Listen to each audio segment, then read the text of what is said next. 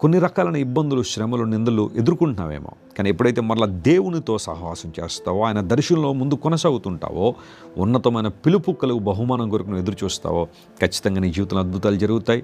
నువ్వు ప్రేమించబడ్డావు, భద్రం చేయబడ్డావు, పిలువబడ్డావు. ఈ 3 విషయాలు జ్ఞాపకం చేసుకుని ప్రభువును స్తుతించండి, ఆయన గణపరచండి. దేవుడి వాగ్దానాన్ని ఈరోజు మన జీవితంలో నెరవేర్చునుగాక. ప్రార్థన చేసుకుందాం. ప్రేమగల తండ్రి, మీరు ఇచ్చిన వాక్య సందేశాన్ని బట్టి నీకు స్తోత్రాలు. నీ వాగ్దానాలు మాకు బలం నాయన. ఎందుకంటే నీ వాగ్దానాలు అత్యధికములు, అమూల్యములని అపోస్తలుడైన పేతురు తన పత్రికలు రాశాడు. ప్రభువా, ఈరోజు ఎంతమంది అయితే ఈ వాగ్దాన సందేశాన్ని వింటున్నారో వారందరినీ నీ వాక్యం ద్వారా బలపరిచినందుకు నీకు స్తోత్రాలు. నీవు మమ్మల్ని ప్రేమించిన దేవుడు నాయన, భద్రపరిచిన దేవుడు, మమ్మల్ని పిలిచిన దేవుడు కనుక నీకు వందన స్తోత్రాలు చెల్లిస్తున్నాం. అన్ని విషయాల్లో మా ప్రియులను బలపరచండి, అద్భుతాలు చేయండి. అనారోగ్యంతో వరకు స్వస్థ ఇవ్వండి, విడుదల లేని వరకు విడుదల ఇవ్వండి. నీ కృపలో ప్రతి ఒక్కరిని స్థిరపరచండి. ఘనత మహిమ నీకే చెల్లిస్తూ